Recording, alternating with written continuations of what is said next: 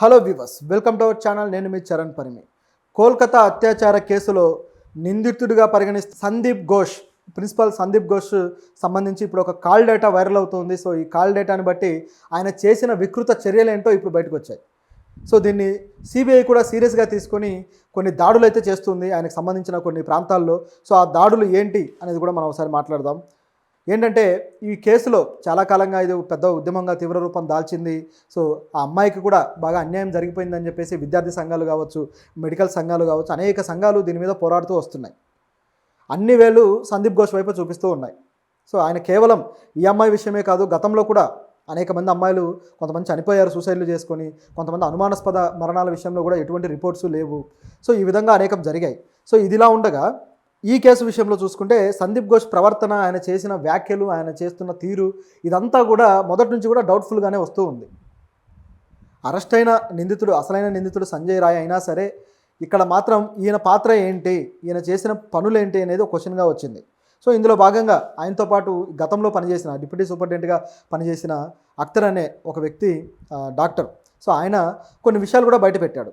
అంటే గతం నుంచి కూడా ఈ సందీప్ ఘోష్ అక్రమాలకు పాల్పడుతూ వచ్చాడు, ఇక్కడ ఆర్థిక అవకతవకలకు పాల్పడ్డాడు అని చెప్పేసి ఆయన మీడియాలో ఆరోపణలు కూడా చేశాడు.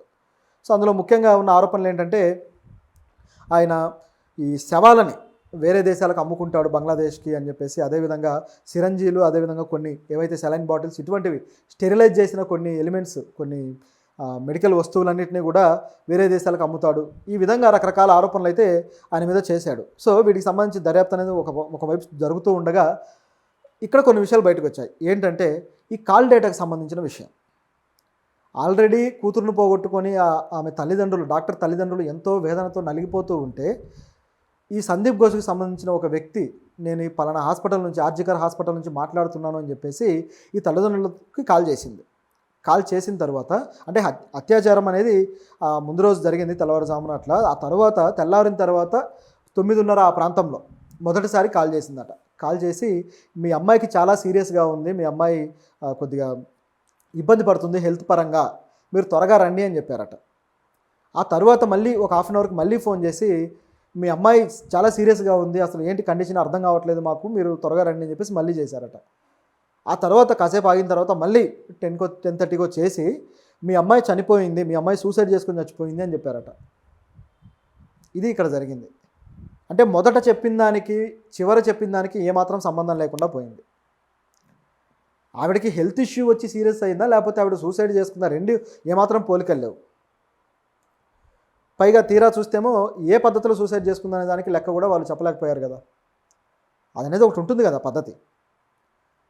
సో వాళ్ళు అన్నీ ఆల్రెడీ తెలిసి ఆవిడకి అత్యాచారం జరిగింది, అన్యాయంగా ఒక వ్యక్తి చేత చంపబడింది, ఆ పక్కన రక్తపు చారికలు, అదేవిధంగా ఆ సింక్లో రక్తం కడుక్కున్న చేతులు, కడుక్కున్న ఆ బ్లడ్, ఇదంతా కూడా క్లియర్గా హాస్పిటల్ యాజమాన్యానికి తెలిసే వాళ్ళు ఈ విధంగా తల్లిదండ్రులకు ఫోన్ చేసి మాటకో మాట చెబుతూ వచ్చారు.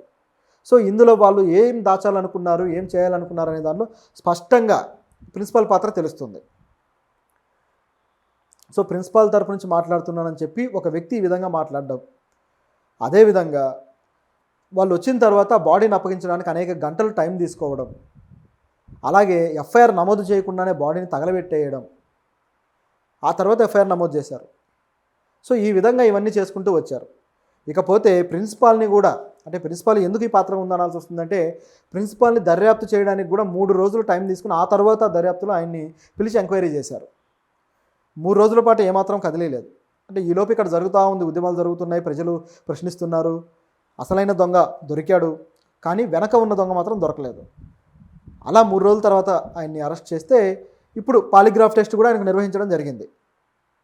అయితే దానికి సంబంధించిన రిపోర్టు పూర్తి స్థాయిలో పోలీసులు బయట పెట్టలేదు. సో ఇన్ని ఉన్నాయన్నమాట దీనికి సంబంధించి. ఈ విధంగా వెళ్ళిన తర్వాత ఇప్పుడు సిబిఐ కూడా ఈయన మీద ఆర్థిక అవకతవకల ఆరోపణలు వచ్చాయి కదా. వచ్చిన తర్వాత సిబిఐ ఏం చేసిందంటే, ఈయన ఆర్థిక అవకతవకలు ఏమేమి జరిగాయి, ఎక్కడెక్కడ జరిగాయని గుర్తించి దాదాపు 15 చోట్ల సోదాలు మొదలుపెట్టారు. ఒకేసారి 15 చోట్ల సోదాలు చేస్తూ ఉన్నారు. ఇది ఇప్పుడు సిబిఐ చేస్తున్న పని. సో ఆయన డాక్యుమెంట్స్ అన్నీ ఇప్పుడు వాళ్ళ చేతికి వస్తాయి. ఏమేమి అక్రమాలు చేశాడు, ఏమేమి ఆర్థిక అవకతవకలు ఉన్నాయి, ఏమేమి ఆస్తులు ఆయనకు అక్రమంగా ఉన్నాయి, ఎంత బ్లాక్ మనీ ఉందనేది ఇప్పుడు లెక్క తేలుతుంది. దాన్ని బట్టి ఆయనకి ప్రభుత్వంతో ఉన్న సంబంధాలు ఏంటో క్లియర్గా తెలిసిపోద్ది. ఇది ఇప్పుడు సిబిఐ చేస్తున్న పని. ఇదిలా ఉంటే ఆయనకు మరో దెబ్బ కూడా పడింది. అదేంటంటే ఇండియన్ మెడికల్ అసోసియేషన్. సో వీళ్ళు ఏం చేశారంటే ఈ సందీప్ ఘోష్కు ఉన్న సభ్యత్వాన్ని రద్దు చేశారు. దట్టు ఆయన బెంగాల్ మెడికల్ అసోసియేషన్లో ఆయన వైస్ ప్రెసిడెంట్ కూడా. సో ఆయన ఆ పదవి నుంచి కూడా తప్పించేశారు. సో ఇంత రాద్ధాంతం జరిగిన తర్వాత ఈ కేసును వీళ్ళు సుమోటో కేసుగా తీసుకొని ఈ విధమైన నిర్ణయం తీసుకున్నారు. ఇండియన్ మెడికల్ అసోసియేషన్ అధ్యక్షుడు అశోకన్ గారు ఇలాంటి డెసిషన్కి అయితే వచ్చారు. సో దీంతోపాటు అందరికీ న్యాయం జరగాలని చెప్పేసి ఆయన డిమాండ్ కూడా చేయడం జరిగింది. సో ఇది ఈ మెడికల్ అసోసియేషన్ చేసిన పని. సో ఈ పద్ధతిలో అందరూ అనేక యాంగిల్స్లో కూడా ఈయన మీద క్వశ్చన్లు రైజ్ చేస్తూనే ఉన్నారు. ఈ మెడికల్ అసోసియేషనే కాదు, సో దేశంలో వేరువేరుగా అంటే ఇది జాతీయ స్థాయిలో ఉన్న రాష్ట్రాల్లో ఉన్న మెడికల్ అసోసియేషన్లు కూడా ఈయన మీద ఎంక్వైరీ చేయాలి అని చెప్పేసి పిటిషన్లు వేశారట. సో అవన్నీ పరిగణలోకి తీసుకున్నాక వీళ్ళు యాక్షన్ తీసుకున్నారు. ఇది ఇక్కడ జరిగిన సంఘటన. సో ఇందులో ఏమైందంటే మరొక విషయం కూడా ఉంది. ఆమె చనిపోయిన టైమింగ్కి సంబంధించి ఇప్పుడు 2 తేడాలు పడ్డాయి అన్నమాట. ఆమె డెత్ సర్టిఫికేట్లో ఒకటి ఉంటే ఘాట్ సర్టిఫికేట్లో మరొకటి ఉంది. ఘాట్ అంటే ఈవెన్ని ఎక్కడైతే ఖననం చేయాలో అక్కడ ఈ డెత్ సర్టిఫికేట్ చూపించిన తర్వాత చేయాలన్నమాట. అయితే ఘాట్ సర్టిఫికేట్లో మెన్షన్ చేసింది ఏంటంటే వేరేగా మెన్షన్ చేశారు. అంటే ఈవెన్ని యాక్చువల్గా ఆగస్టు 9వ తారీఖున ఈవిడికి సంఘటన జరిగింది తెల్లవారుజామున అనేది తెలిసిన విషయం.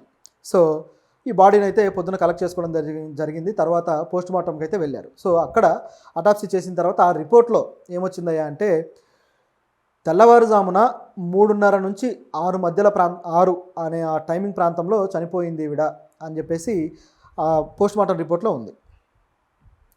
సో మొత్తానికి దాన్ని తీసుకొచ్చారు. తర్వాత ఈవిడ్ని ఖననం చేసే టైంలో సో అక్కడికి వచ్చి చూస్తే మాత్రం ఆ ఘాట్లో ఏం మెన్షన్ చేశారంటే నైట్ 12:45కి ఈవిడ చనిపోయిందని మెన్షన్ చేశారు.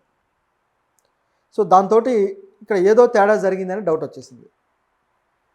పోస్ట్ మార్టం రిపోర్ట్లో ఉన్నదే ఇక్కడ ఉండాలి కదా, ఎందుకు మార్చి ఇచ్చారు అని. ఎందుకంటే ఇక్కడ గమనించి చూస్తే ఎఫ్ఐఆర్ నమోదు చేయకముందే ఆమె డెడ్ బాడీని ఈ విధంగా బూడిద చేశారు కాబట్టి సో ఆనవాళ్ళు లేకుండా చేసే క్రమంలో ఈ డేట్ కూడా తెలియకుండా ఉండటానికి, అంటే ఇప్పుడు మళ్ళీ అటాప్సీ చేసినా తెలిసిపోతుంది, అది కూడా జరగకుండా ఉండటానికి ఇట్లా 2 రకాలుగా మార్చి ఇచ్చి కన్ఫ్యూజ్ చేయాలనుకున్నారా, లేకపోతే ఇంకేమైనా జరిగిందా, లేకపోతే నిజంగానే ఆవిడ ఆ 12:30కే చనిపోతే మార్చి ఈ విధంగా ఇచ్చారా. సో ఇలాంటి డౌట్లు అయితే వస్తాయి. ఒకవేళ ముందే చనిపోవాలంటే సంజయ్ రాయ్ కన్నా ముందే ఇంకొక వ్యక్తి దాడి చేసి ఉండాలి. సో ఇవి ఇక్కడ ఉన్న క్వశ్చన్స్. సో దీనికి సమాధానాలు అయితే ఇంకెవరు చెప్పాలి, చెప్పడానికి ఆవిడ లేదు. దీనికి ఇక కోర్టు అలాగే పాలిగ్రాఫ్ టెస్ట్ మాత్రమే చెప్పాలి. ఈ విషయంలో తల్లిదండ్రులకు కూడా డౌట్ వచ్చిన తర్వాత వీళ్ళు ఏం చేశారంటే మళ్ళీ దీన్ని మీరు పరిశీలించండి అని చెప్పేసి కోర్టుకు మళ్ళీ నివేదిక పెట్టుకున్నారు. సో దీన్ని కూడా కోర్టు పరిశీలించడానికి రెడీ అయింది. అంటే రోజు రోజుకి ఇది ఎంత ముదిరినా సరే దీనికి సంబంధించిన విషయాలు మాత్రం ఎక్కడికక్కడ అవకతవకలు ఏర్పడుతూ పోతున్నాయి అన్నమాట. మరీ ఇన్ని రకాల డౌట్లు క్రియేట్ చేస్తూ చేశారంటే ఇది నిజంగా వెనకాల పెద్ద శక్తులు ఉన్నాయనే దానికి ఒక ఉదాహరణగా మిగులుతుంది. దేశం పరువుని ఇప్పటికే చాలా వరకు అంతర్జాతీయ స్థాయిలో కూడా ఈ కేసు విషయంలో తీసేశారు. వెస్ట్ బెంగాల్ ప్రభుత్వం పూర్తి స్థాయిలో విఫలమైపోయింది. పోలీసులు మర్యాద కూడా పోగొట్టుకున్నారు. సో ఈ పరిస్థితిలో ఇప్పుడు ఉందన్నమాట ఇది. చూద్దాం ఇక్కడ ఆవిడకి న్యాయం జరగాలి అంటే వీటన్నిటికి సంబంధించి వివరాలు అయితే రావాలి.